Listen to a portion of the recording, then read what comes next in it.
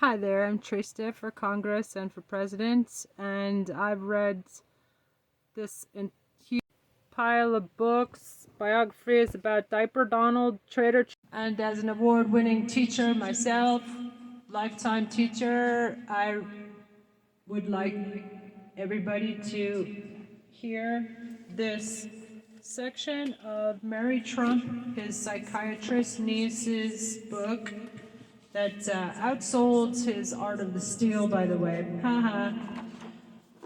Anyway, so this passage shows you just how odious this MFer is. He actually tried to cheat his father, who had dementia, out of his entire empire. He had already gone through almost $1 billion, as it turns out, of Fred Trump's real estate empire. And I've already posted a 6-part series about this book. This is an awesome book. It should be part of the new national curriculum when I'm president. It will be to teach everybody about what a malignant narcissist is like and how to avoid them. They don't call him President Jim Jones for nothing, by the way, haha.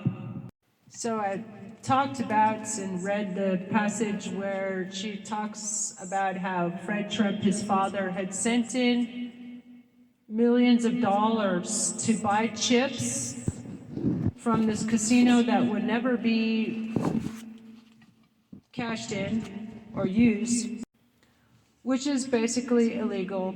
And of course, and his father always propped him up, so that's how Diaper Dumpster Fire became such a financial black hole.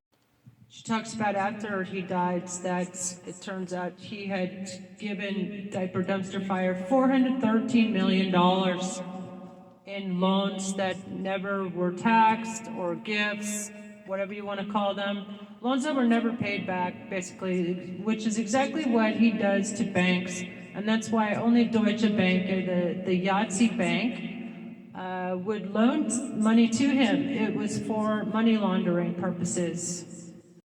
I reckon over the years he's money laundered billions and billions of dollars. Well, we know, Ivanka said that he was $7 billion in debt. Remember when he made fun of that homeless person in front of Trump Tower? He said, well, that homeless guy's richer than I am. $7 billion richer than I am. That's what he said. And Ivanka talks about this. It's in a video. Go Google it.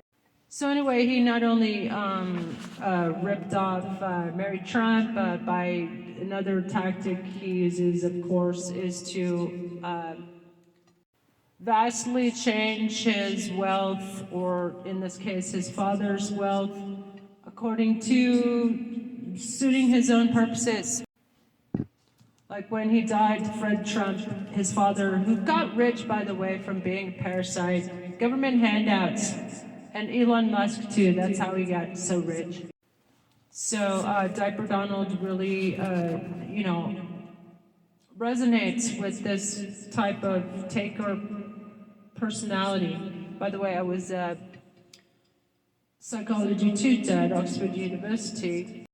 So here we go. As the bankruptcies and embarrassments mounted, Donald was confronted for the first time with the limits of his ability to talk or threaten his way out of a problem. Always adept at finding an escape hatch, he seems to have come up with a plan to betray his father and steal vast sums of money from his siblings. He secretly approached 2 of my grandfather's longest-serving employees, Erwin Durbin, his lawyer, and Jack Mitnick, his accountant, and enlisted them to draft a codicil to my grandfather's will that would put Diaper Donald in complete control of Fred's estate, including the empire and all of its holding after he died.